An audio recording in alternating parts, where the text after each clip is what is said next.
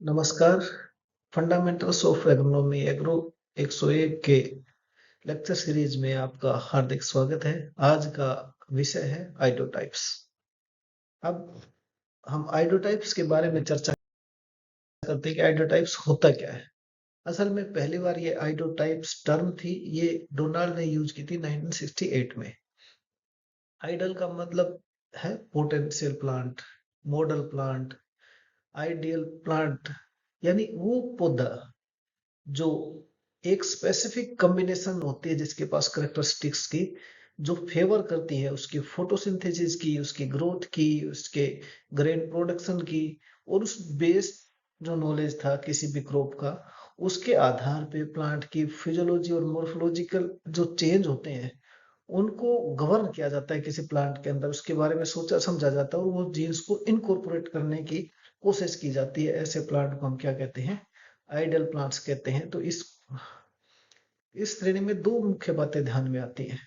एक तो ये कि हमने सबसे पहले क्या करना है कि ऐसे प्लांट को सिलेक्ट करना है जिसके अंदर जिस प्रकार की मोर्फोलॉजिकल और फिजियोलॉजिकल कंडीशंस की आवश्यकता होती है जो इल्ड्स में कंट्रीब्यूट करती हैं। और ये दोनों अप्रोचेज चाहे वो मोर्फोलॉजिकल हो या फिजियोलॉजिकल हो, इन पे काम करके ही हम ऐसे अचीवमेंट्स को, इल्ड के प्रोडक्शन को इनहांस करने वाले अचीवमेंट को पूरा कर सकते हैं। या फिर क्या कर सकते हैं, कोई स्पेसिफिक डिफेक्ट हो किसी क्रॉप में जिसके कारण उसकी इल्ड घटती हो, जैसे उसमें लोजिंग होती हो, कोई ससेप्टेबिलिटी होती हो, उसकी टिल्डिंग हैबिट्स हो, उसकी ट्रांसलोकेशन में के माध्यम में कुछ दिक्कत आती हो, तो जो डेफिशिएंसी होती है उसको डिफेक्ट को करेक्ट करते हैं। तो दो तरीके से हम क्या कर सकते हैं, प्लांट की जो कन्वेंशनल ब्रीडिंग है उन अप्रोचेज के माध्यम से एक मॉडर्न प्लांट को बना सकते हैं। तो जो तीन टाइप के आइडोटाइप्स हैं वो क्रॉप आइडोटाइप, आइसोलेशन आइडोटाइप और कंपटीशन आइडोटाइप्स। अब क्रॉप आइडोटाइप का क्या होंगे? क्रॉप का मतलब एक फसल, उस फसल के आइडोटाइप जो अपनी जैसे फसल में तो जिंदा रह सकते हैं, अच्छा परफॉर्म कर सकते हैं, लेकिन जब उसको अपनी पॉपुलेशन से अलग, अपनी श्रेणी से अलग किसी फसल के बीच में लगाते हैं तो अच्छा परफॉर्म नहीं कर पाती, वो पुअर कंपटीटर होते हैं। तो वो केवल जब बेस्ट परफॉर्म कर पाती हैं जब उनके पास अपने जैसे पौधों से वो सराउंडेड हो और एक स्पेसिफिक इंटर रो या plant to plant specification isolation उनके पास हो। तो जो हमारे क्रॉप आइडोटाइप्स होते हैं या जिनको हम कम्युनल आइडोटाइप्स भी कहते हैं, इनकी कुछ ऐसी करेक्टरिस्टिक्स होती है, जैसे इरेक्ट होते हैं, स्पेसली टेलरिंग प्लांट होते हैं, स्मॉल इरेक्ट लीव्स होते हैं। तो वो ज्यादा कम्पिटिटिव सिचुएशन होती है उसमें सरवाइव नहीं कर पाते, तो केवल ऐसी कंडीशन में सरवाइव कर पाते हैं जिनकी प्लांट की हैबिट भी ऐसी हो, जिनकी मोर्फोलॉजिकल चेंजेस भी ऐसी हो। इसलिए हम इसको मोटे तौर पर क्या कह सकते हैं, वीक कंपिटिटर भी कह सकते हैं। उसके बाद आता है आइसोलेशन आइडोटाइप्स। आइसोलेशन आइडोटाइप क्या होगा? जो अगर जिनको उचित दूरी पर रखेंगे, थोड़ा स्पेस प्लांटेड करेंगे, तो वो बेटर परफॉर्म करते हैं। यानी उनके अंदर टेलरिंग बहुत ज्यादा होगी, अच्छी लीफ होगी, स्प्रेडिंग टाइप का प्लांट होगा, तो वो अपने आसपास के इन्वायरमेंट को पूरा एक्सप्लोर करेगा। तो वो न्यूट्रिएंट्स भी अच्छे लेगा, वो मॉइस्चर भी जमीन से अच्छा लेगा, सनलाइट भी पूरी हार्वेस्ट करेगा। तो वो क्या करेगा, जब उसको स्पेशली प्लांटेड किया जाता है तो वो सारी चीजें उसको मिल जाती हैं और उसको इंट्रा प्लांट कंपटीशन से कम जूझना पड़ता है। ऐसे प्लांट्स को हम क्या कहते हैं? आइसोलेशन आइडोटाइप्स कहते हैं। फिर है कंपटीशन आइडोटाइप्स। वो परफॉर्म क्या होते हैं, वो जेनेटिकली हेट्रोजीनियस पॉपुलेशन से में क्या करते हैं, अच्छा परफॉर्म कर पाते हैं। तो उसमें क्या होगा, ये कंपटीशन आइडोटाइप्स जो है, कंपटीशन का मतलब प्रतिस्पर्धा करने के लिए ताकत, तो पौधा कैसा होगा, ताकतवर होगा। ताकतवर तब होगा जब उसकी हाइट अच्छी होगी, उसमें लीफ बहुत अच्छे होंगे, उसकी टेलिंग बहुत अच्छी होगी, वो नीचे वालों को शेड कर पाता होगा। तो जिस पौधे के अंदर ये सारी खूबियां होंगी वो पौधा क्या कहलाएगा? कंपटीशन आइडोटाइप कहलाएगा। और जब वो नीचे वाले पौधों को कवर करके रखेगा, उसका तना मजबूत होगा, उसकी साइज अच्छी रहेगी, न्यूट्रिएंट्स के, वाटर के, सनलाइट के लिए जो उसके कंपटीशन वाले पौधे हैं उनको बहुत काम करना पड़ेगा, बहुत एनर्जी लगानी पड़ेगी। तो ये कंपटीशन आइडोटाइप उस जगह पे अब हेट्रोजेनस पॉपुलेशन में पूरा बेस्ट ग्रो करता है और इस पे कोई फर्क नहीं पड़ता। जो इसके नीचे रह जाता है वो इसकी जो मोर्फोलॉजिकल फीचर्स हैं उसके कारण वो कंपटीशन में पिछड़ जाता है, वो उससे लैग कर जाता है, उसकी ग्रोथ और डेवलपमेंट प्लांट की रह जाती है और कंपटीशन आइडोटाइप की ज्यादा हो जाती है। अब मार्केट के आधार पे भी कुछ ऐसी आइडोटाइप्स की डोनाल्ड ने और चर्चा की। मार्केट आइडोटाइप्स जैसे कुछ फसलें ऐसी होती हैं जिनका कलर अच्छा हो, जिनका सीड का साइज अच्छा हो, उसकी लस्टर अच्छी हो, उसकी कुकिंग या बेकिंग क्वालिटी अच्छी हो, उसमें प्रोटीन कंटेंट अच्छा हो, तो वो मार्केट में उसकी एक्सेप्टेबिलिटी और बढ़ जाती है। तो जो मार्केट के आधार पे गुणों का विकास करके जिन आइडोटाइप्स की प्रजनन की जाती है या जिनको बनाया जाता है प्लांट्स को, वो क्या कहलाते हैं? मार्केट आइडोटाइप्स कहलाते हैं। क्लाइमेटिक आइडोटाइप्स, क्लाइमेटिक आइडोटाइप्स का मतलब वातावरण के अंदर जो परिवर्तन होते हैं उनको वो टोलरेट कर पाए, उनको रजिस्ट कर पाए, तो वो प्लांट क्या कहलाते हैं? क्लाइमेटिक आइडोटाइप्स कहलाते हैं। जैसे अर्ली मैच्योरिटी हो जाए, लेट मैच्योरिटी हो जाए, थर्मो पीरियड की सेंसिटिविटी ना रहे, कम हो ज्यादा हो, वो अपना काम कर जाएंगे। हीट और कोल्ड के दोनों के प्रति टॉलरेंस हो, ड्रोट टॉलरेंस हो, फोटो पीरियड की इनसेंसिटिविटी हो, धूप निकले कम निकले ज्यादा निकले तो उन पर ज्यादा कुछ फर्क ना पड़े, तो ऐसे पौधे क्या कहलाते हैं? ऐसे प्लांट क्या कहलाते हैं? क्लाइमेटिक आइडोटाइप्स कहलाते हैं। एडाफिक आइडोटाइप्स जैसे हमने पीछे लेक्चर में पढ़ा सोइल्स ऑफ इंडिया, तो उसमें कुछ सोइल्स एल्वल थी, कुछ सैलाइन थी, कुछ अल्कली थी, कुछ सब सोइल्स हार्ड पानी के साथ थी। तो कुछ न कुछ विकार या डिटोरेशन उसके पेरेंट मिनरल के थ्रू सोइल्स में आ जाता है। अब हमें खेती तो करनी है, तो जिन पौधों में उन जमीन से संबंधित विकारों से लड़ने की क्षमता होती है या पैदा करने के लिए क्षमता पैदा करने के, जैसे हम लिखते हैं ये टोलरेंट प्लांट है, सैलिनिटी का, ये अल्कलिनिटी का, इसको हम वाटर लॉगिंग कंडीशंस में लगा सकते हैं। तो जमीन से संबंधित जिन विकारों से लड़ने के लिए हमें जो गुण चाहिए, जो पौधे में डालते हैं, वो क्या कहलाता है? एडाफिक आइडोटाइप कहलाता है। स्ट्रेस आइडोटाइप, स्ट्रेस का मतलब चाहे वो बायोटिक आए चाहे एबायोटिक आए। बायोटिक स्ट्रेस का मतलब वो है किसी जीव जंतु से, बायोटिक बायो ऑर्गेनिज्म से जो पौधे में दिक्कत आती है, उसमें स्ट्रेस आती है, वो बायोटिक स्ट्रेस है। और इन्वायरमेंट एडाफिक कंडीशंस के कारण जो स्ट्रेस आती है, उनको रेजिस्टेंस देने के लिए अगर प्लांट के अंदर जीन उपलब्ध होते हैं या डाले जाते हैं, तो वो प्लांट क्या कहलाते हैं? स्ट्रेस आइडोटाइप्स कहलाते हैं। अब जैसा कि हमने देखा आइडेंटिफिकेशन डिजाइन में, या हमारा जो पॉइंट है, creation of adequate genetic diversity for the concentrate trait. अब वो हमारे पास अगर डाइवर्सिटी होगी तो हम उनको एज एन पेरेंट यूज कर पाएंगे हाइब्रिडाइजेशन में, और हमारे पास एक ब्रॉडर जेनेटिक बेस तैयार हो जाएगा। और हमारे पास जिस ब्रॉडर जेनेटिक बेस तैयार होगा, तो इसका मतलब हमारी एडेप्टेबिलिटी भी बहुत वाइडर हो जाएगी। उसके बाद है third point, selection of plant और लाइन्स विद डिजायर्ड फिनोटाइप्स।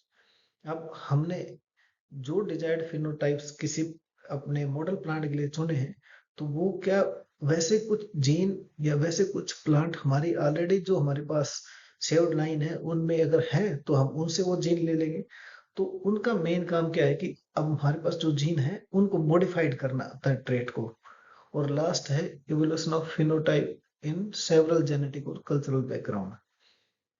अब हमने जो भी पौधा तैयार किया, तो उसका जेनेटिक मेकअप की उस समय के साथ साथ उसमें क्या प्रावधान आते हैं, कल्चरल बैकग्राउंड, यानी उस प्रकार के अनाज का वहाँ सोशल एडेप्टेबिलिटी है कि नहीं। मान लो हमने कोई चीज मॉडल प्लांट तैयार किया और किसी ऐसे एरिया में ले जा दिया, ले जाके उसको हमने चाहते हैं कि उसको उसकी क्लाइमेटिक कंडीशन वहां सूट करती है, जहां लोग उसको खाते नहीं, पशुओं को डालते ही नहीं, तो उसका जेनेटिक बेस का हमारे लिए क्या फायदा है? तो ऐसे जो हमने जो जीन हमारे पास तैयार होके, जीन का बेस हमारे पास तैयार हुआ है, बहुत सारे प्लांट्स हमारे पास आए, तो हमने वो वाइडर एडेप्टेबिलिटी उसको सूट करके देखना है। उसके पास कॉन्टिन्यूस ब्रीडिंग की एफर्ट की जरूरत पड़ती है, क्योंकि समय के साथ साथ जो हमने जेनेटिक बेस तैयार किया, तो उसमें कोई ना कोई ऐसी रेजिस्टेंस, कोई ना कोई ऐसी ससेप्टेबिलिटी, कोई ना कोई ऐसी स्ट्रेस जरूर आएगी जो समय के साथ साथ चेंज होती चली जाएगी।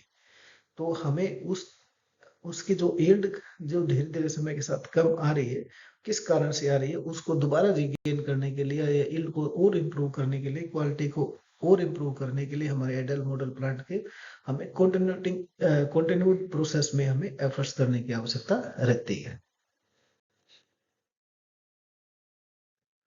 अब ऐसे बहुत से ट्रेड्स हैं जो प्लांट की ग्रोथ और डेवलपमेंट को गवर्न करते हैं, जैसे मॉर्फोलॉजिकल और एनाटॉमिकल। अब मॉर्फोलॉजिकल और एनाटॉमिकल जो ट्रेड्स होते हैं वो इम्पैक्ट करेंगे कि कैसा उसका ग्रोथ वो होएगी। कंपोजिशनल, प्रोसेस रेट और प्रोसेस कंट्रोल, इसका मतलब ऐसे बहुत से ट्रेड्स होते हैं प्लांट के अंदर जो प्लांट की ग्रोथ को, यील्ड को और उसकी क्वालिटी को गवर्न करते हैं। तो पहली चीज इसमें हम देखते हैं मॉर्फोलॉजिकल या एनाटॉमिकल।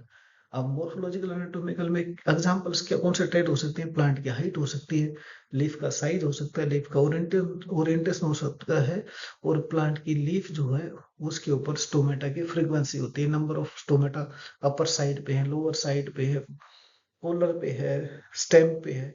तो वो सारी चीजें क्या करती हैं, किसी प्लांट को की ग्रोथ और डेवलपमेंट को गवर्न करने में बहुत मदद करती हैं।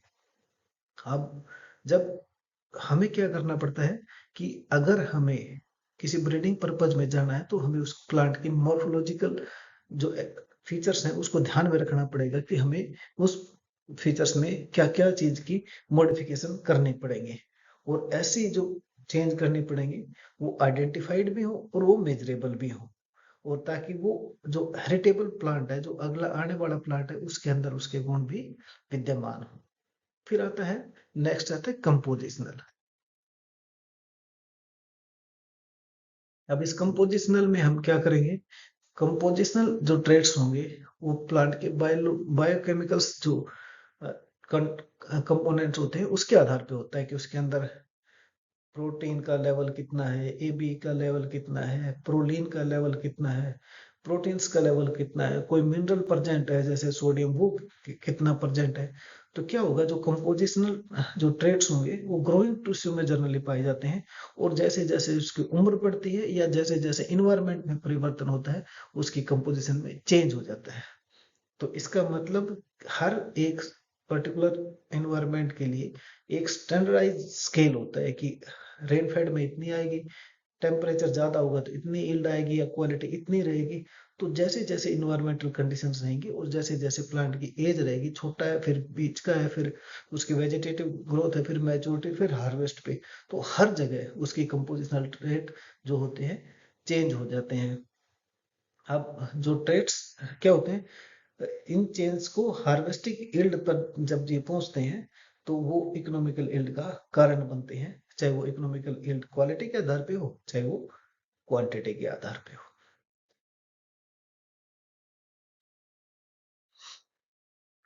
नेक्स्ट है प्रोसेस रेट। प्रोसेस रेट का मतलब पौधा जब ग्रोथ एंड डेवलपमेंट करेगा तो उसको फोटोसिंथेसिस भी करनी पड़ेगी, रेस्पिरेशन भी करना पड़ेगा, फोटो पीरियोडिक रिस्पॉन्स भी करना पड़ेगा, टेम्परेचर के रिगार्डिंग रिस्पॉन्स भी करना पड़ेगा। तो प्लांट बहुत सेंसिटिव होता है इन्वायरमेंट के प्रति, और वो उसकी सेंसिटिवनेस है वो प्रोसेस जो प्लांट के अंदर ड्राई मैटर एक्युमुलेशन में हेल्प करती है, फ्रूट सिंथेसिस में हेल्प करती है, ट्रांसलोकेशन में हेल्प करती हैं, उन प्रक्रियाओं पर इफेक्ट करती है। तो हमें क्या करना है, जो भी उस प्लांट की प्रोसेस होती है वो हमें जज करनी पड़ती है, हमें उस प्लांट के जीन्स को इनकॉर्पोरेट करना पड़ता है जो हार्श एनवायरमेंट कंडीशन में, चाहे वो टेम्परेचर की हो चाहे वो रेनफॉल की हो, जिससे उसकी फोटोसिंथेटिक प्रोसेस होती है ये रुके ना, अच्छी तरीके से काम करे और वो प्लांट अच्छी तरीके से ग्रो कर पाए अलग अलग इन्वायरमेंट में। अब जितना स्मॉलर स्पीसीज रहेगी तो उसके डिफरेंस को डिटेक्ट करना थोड़ा सा मुश्किल होता है। जितना लेंथ ऑफ ग्रोथ थोड़ा सा बड़ा है क्रॉप का तो हमारे पास इस प्रोसेस जो है इस पे काम करने के लिए पर्याप्त समय मिल जाता है, और इसके लिए एक टेक्निकल एक्सपर्ट की जरूरत होती है कि हम ये नहीं कह सकते कोई इसमें किसी भी आदमी को हम इनकॉर्पोरेट कर दे जिसको प्लांट की समझ और वो प्रोसेस रेट को कंट्रोल कर पाए, ऐसा पॉसिबल नहीं है। नेक्स्ट है प्रोसेस रेट के बाद कि फोटोसिंथेसिस घटेगी या बढ़ेगी, रेस्पिरेशन घटेगा या बढ़ेगा, रिस्पॉन्स कैसा होगा, विंटर या टेम्परेचर के प्रति पौधे का रिस्पॉन्स क्या क्या रहेगा, वो उसकी प्रोसेस रेट है। अब इन प्रोसेस को कंट्रोल करते हैं, जो इसका लास्ट जो प्रोसेस है, जो ट्रेट है, जो ग्रोथ को या यील्ड को लिमिट कर सकता है। जैसे प्लांट एक्टिविटी करता है, कैल्विन साइकिल है, एंजाइम्स का एक्टिविटी है कम या ज्यादा, स्टोमेटा जो अपर्चर है उसकी क्लोजिंग ओपनिंग है। तो ऐसी सारी प्रोसेस जो समय के साथ साथ या अलग अलग activities, temperature, climate, edaphic factors के कारण जो प्रोसेस कंट्रोल होती है, जैसे टेम्परेचर बढ़ेगा तो फोटोसिंथेसिस बढ़ेगी थ्रेशोल्ड टेम्परेचर तक, उससे ऊपर टेम्परेचर जाएगा तो फोटोसिंथेसिस गिरेगी, फोटो रेस्पिरेशन बढ़ेगा। तो ये प्रोसेस कंट्रोल है। जैसे नाइट्रेट रिडक्टेज की एक्टिविटी है, तो ये क्या रहेगी, अगर ये क्या करेगा, नाइट्रोजन के एसिमिलेशन को लिमिट करेगा या हिंसा इनहांस करेगा। नाइट्रोबैक्टर नाइट्रोसोमोनास होगा जमीन के अंदर, तो नोडुल फॉर्मेशन होगी, उसके थ्रू वो नाइट्रेट को ग्रेस्प करेगा और नाइट्रेट में कन्वर्ट करेगा। तो ये सारी चीजें क्या करते हैं, प्रोसेस को कंट्रोल करती हैं। और ये क्या करते हैं, जो एक्टिविटीज में चेंज आता है इन्वायरमेंट के आधार पे, उसके आधार पे प्लांट परफॉर्म करता है अपने सारी प्रक्रियाओं को, वो क्या कहलाती है, प्रोसेस कंट्रोल कहलाती है। उसके बाद कुछ प्लांट्स हैं जिनके बारे में हम आइडोटॉप्स की चर्चा करेंगे। जैसे पहला है बार्लिक आइडोटाइप्स। तो प्लांट शॉर्ट रहेगा, स्ट्रॉन्ग स्टेम रहेगी, फ्यू और स्मॉल इरेक्ट बनाएंगे, हाई हार्वेस्ट इंडेक्स रहेगा। हार्वेस्ट इंडेक्स का मतलब ग्रेन यील्ड बटे बायोलॉजिकल यील्ड। दूसरा, उसके इरेक्ट ईयर्स रहेंगे, आर्म्स वैरायटी रहेंगी और सिंगल कुलाम रहेगा। तो अगर ये सारी चीजें होती हैं प्लांट के अंदर, बारले के अंदर, तो बारले की जो यील्ड होती है वो बढ़ेगी, क्वालिटी भी अच्छी रहेगी। और इन चीजों के आधार पे जो मेन चीज क्या रहेगी, प्लांट की जैसे जैसे मॉर्फोलॉजी ड्वार्फनेस की तरफ जाएगी, तो वो पौधा हार्ड भी रहेगा, ज्यादा देर तक स्टेगनेंट भी रहेगा। तो उसकी जो लीव्स रहेंगी वो ग्रीन रहेंगी, इरेक्ट रहेंगी, तो उसके पास लॉन्गर ड्यूरेशन रहेगी सनलाइट को उसके अंदर से नीचे जाने के लिए। एग्रोनॉमिकल एफिशिएंसी ऐसे प्लांट्स की ज्यादा रहती है। और ये ऐसे प्लांट्स के अंदर जब फीचर्स होती हैं, तो प्लांट वाइडर एग्रोक्लाइमेटिक कंडीशंस में अपने आप को परफॉर्म करने में सक्षम कर पाता है। और उसकी जो ग्रोइंग है, उसका सीजन है, उसको थोड़ा सा शॉर्ट किया जा सकता है। इसके सिवा प्लांट्स के अंदर क्या होता है, अर्ली मैच्योरिटी हो सकती है, 6 रो हो बारले की तो अच्छी है, अच्छा हार्वेस्ट इंडेक्स हो, वाटर लॉजिंग के प्रति वो सहनशील हो। तो ऐसे पौधे क्या होते हैं, आइडियल बारले प्लांट के गुणों को लेकर चलते हैं। अब है व्हीट के आइडोटाइप्स। अब व्हीट में भी एक खास बात है कि जैसा दोनों ग्रासी फैमिली से आते हैं, और जब दोनों ग्रासी फैमिली से आते हैं तो इनकी लगभग फीचर्स भी एक जैसी मिलेंगे आपको। तो पहली बार जो व्हीट के आइडोटाइप से वो डोनाल्ड ने 1968 में ऑप्टिमम इन्वायरमेंट के और वाटर सप्लाई के आधार पे इसके फीचर्स को या इसके करेक्टरिस्टिक्स को आइडेंटिफाई किया, जिसमें क्या था कि स्ट्रॉन्ग और short stem, erect leaves, small और few leaves, large ear, erect ear, presence of on single कुलाम।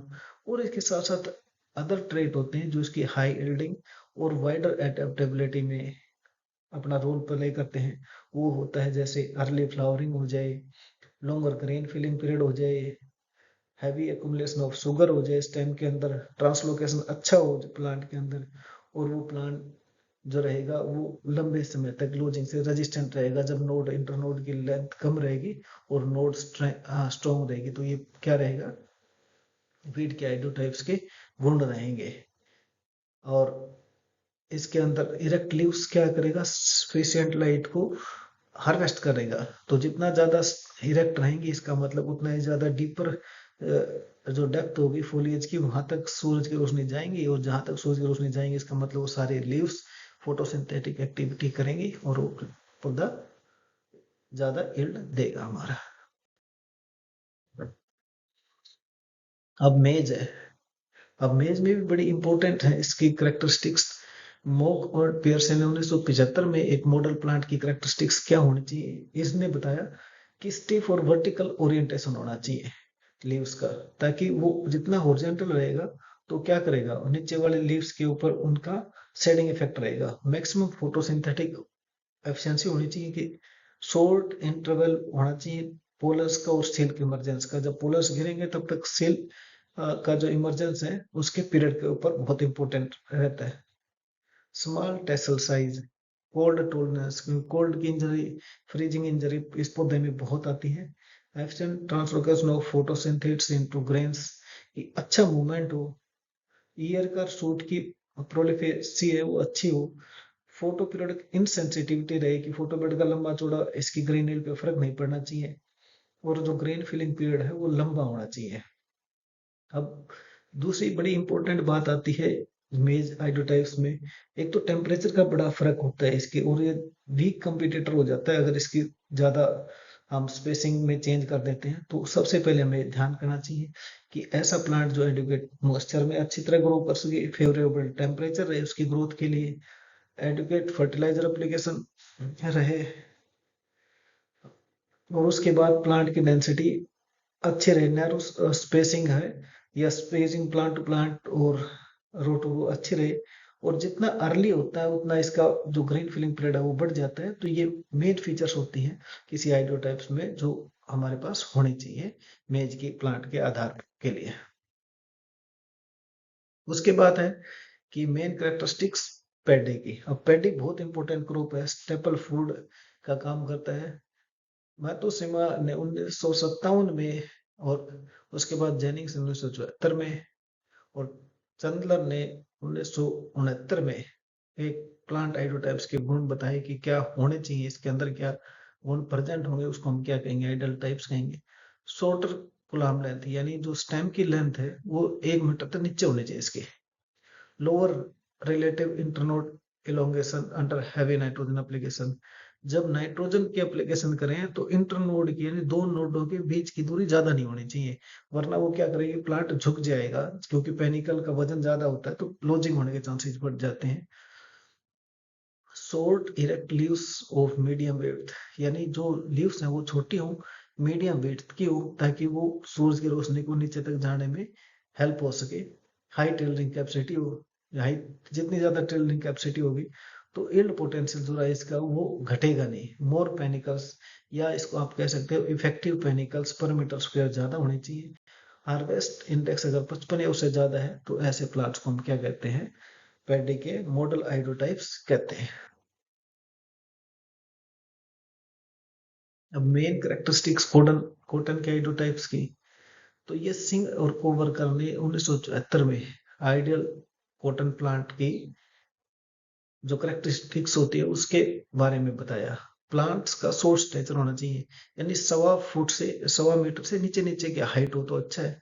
Compact और सिम्पोडियल जो प्लांट हैबिट होनी चाहिए, जो उसको पिरामिड की शेप जैसे इस पिक्चर में दिखाया गया कि ऊपर से नीचे की तरफ जब आए तो पौधे के नीचे की तरफ जब सॉइल की तरफ जाते हैं तो उसका आकार ज्यादा बड़ा हो और ऊपर की तरफ कम हो, ताकि सूरज की रोशनी ऊपर से नीचे की तरफ समान रूप से गिर सके, क्योंकि हमें पता है उसके जो बाद में सेकेंडरी जो ब्रांचेज आती हैं उन ब्रांचेज के ऊपर फीमेल फ्लावर्स आते हैं, सिंपोडियल जो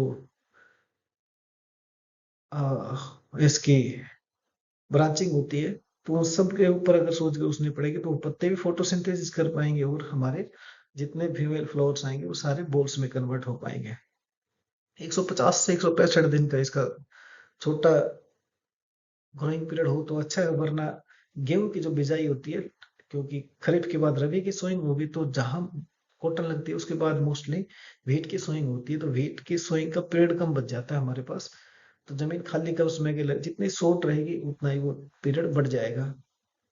हाई फर्टिलाइजर के प्रति रिस्पॉन्सिव हो, इंटर प्लांट कम्पिटेटिव एबिलिटी हो, हाई डिग्री रेजिस्टेंस हो इंसेक्ट पेस्ट की। आज के दिन हम देखते हैं, पहले तो हमारी जो देसी या अमेरिकन कॉटन्स थी, उसके बाद बीटी कॉटन आया इंसेक्ट पेस्ट के रेजिस्टेंस के लिए, या उनके उनके ऊपर इंसेक्टिसाइड पेस्टिसाइड का कम प्रयोग हो। लेकिन समय के साथ साथ जो हमने अभी थोड़ी देर पहले डिस्कस किया था कि आइडोटाइप प्लांट्स होते हैं, उसके ऊपर हमें निरंतर काम करना होता है कि उसके अंदर जो खामियां समय के साथ साथ आती है उनको फुलफिल किया जा सके। तो हाई डिग्री रेजिस्टेंस होनी चाहिए इंसेक्ट पेस्ट डिजीज के प्रति। फिजियोलॉजिकल एब्सेंसी होनी चाहिए, यानी बारिश हो, कम हो जाए, ज्यादा हो जाए, तो प्लांट फिजियोलॉजिकली स्ट्रॉन्ग होना चाहिए उसके प्रति, उस स्ट्रेस के में अपने आप को जिंदा रखने में सक्षम होना चाहिए। और बूल की साइज 3.5 से लेकर 4 ग्राम के बीच में अगर जिसकी आती है ऑन एन एवरेज, तो उस कॉटन के प्लांट को हम कॉटन का आइडोटाइप कह सकते हैं। अब ब्रेसिका फैमिली, सरसों वाले आप कह सकते हो इस फैमिली को। अब इस क्रूसिफर फैमिली में भार्गव और कोवर्कर्स ने 1984 में ऑप्टिमम प्रोडक्शन इन्वायरमेंट के आधार पर बताया कि एक आइडियल प्लांट 1 से 100 मीटर की हाइट हो, 5 से 6 प्राइमरी ब्रांच हो जो 40 से 45 के एंगल पे हो, और एक जो स्टेम होती है उसके ऊपर 40 के करीब फड़ियां लगती हो, और एक जो जो फड़ी होती है उसके अंदर लगभग 15 से 20 दाने हो, और जिनका एवरेज जो वेट होगा सीड का वो 5 मिलीग्राम के करीब हो, और उनका रूट सिस्टम होता है वो डीपर हो। तो ऐसे प्लांट्स के जो ब्रेसिका फैमिली के होते हैं या क्रूसिफर फैमिली के होते हैं, उन प्लांट्स को हम क्या कहते हैं? आइडियल प्लांट्स कहते हैं।